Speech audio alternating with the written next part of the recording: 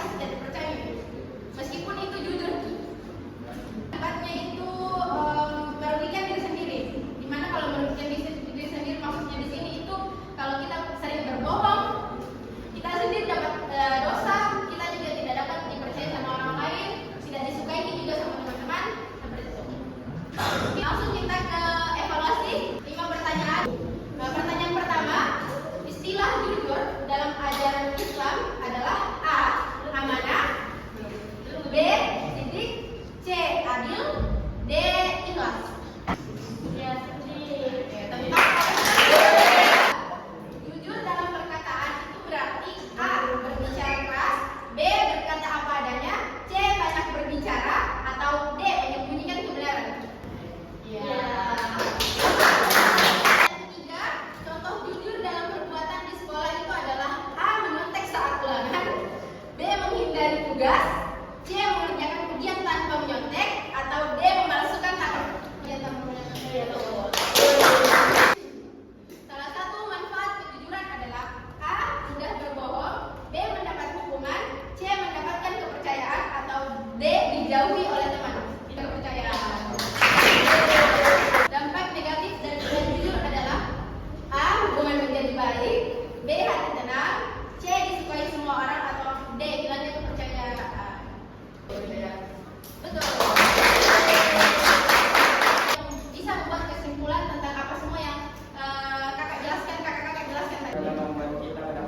depan dan